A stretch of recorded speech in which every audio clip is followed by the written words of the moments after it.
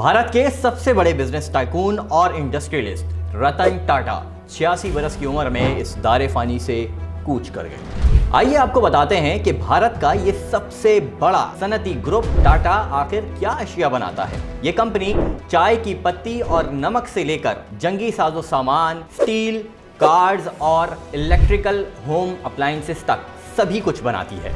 इस कंपनी में आज की तारीख में 6 लाख मुलाजमीन बरसरी रोजगार हैं। टाटा ग्रुप का सालाना रेवेन्यू 100 अरब डॉलर से भी ज्यादा है। अब जरा हम ये समझते हैं कि रतन टाटा का टाटा ग्रुप की तरक्की में आखिर क्या किरदार रहा है। रतन टाटा ने इंडिया की इस रीजनल कंपनी को आलमी सतह तक पहुंचा दिया और यह उन्हीं का कमाल था कि आज उनकी कंपनी टाटा ग्रुप दुनिया के 100 ममालिक में बिजनेस कर रही है। अगर हम बात करें रतन टाटा की शख्सियत की, तो इतने बड़े बिलियनर ने हमेशा सादा जिंदगी गुजारने को अहमियत दी। वो नमूदो नुमाइश से हमेशा बचने की कोशिश करते थे और सफ़र भी ज़्यादातर अकेले ही करते थे। और तो और वो अपनी फाइल्स भी खुद ही कैरी करते थे। अब मैं आपको बताता हूँ कि उनका सबसे बड़ा कारनामा क्या था। रतन टाटा को भारत का सबसे बड़ा फिलैंथ्रोपिस्ट करार दिया गया।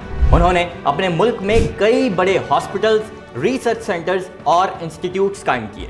कोविड की वबा फैलते ही उन्होंने भारतीय हुकूमत को 15 बिलियन रुपए अतिया किए। यानी उनके पेश नज़र बिजनेस का मतलब सिर्फ पैसा कमाना नहीं, बल्कि उसका फ़ायदा ज़रूरतमंदों तक पहुंचाना भी था। उन्हें भारत में इंतहाई इज्जत और तकरीम की निगाह से देखा जाता है। इसकी वजह उनकी गैर मुतनाज़े और सादगी पसंद शख्सियत, नेक दिली और फलाह इंसानियत का जज्बा था। और उनकी इन्हीं खिदमात के पेश नज़र रतन टाटा को भारत के 2 सबसे बड़े सिविलियन अवार्ड से नवाजा गया, जिनमें पद्मा भूषण और पद्मा विभूषण शामिल हैं।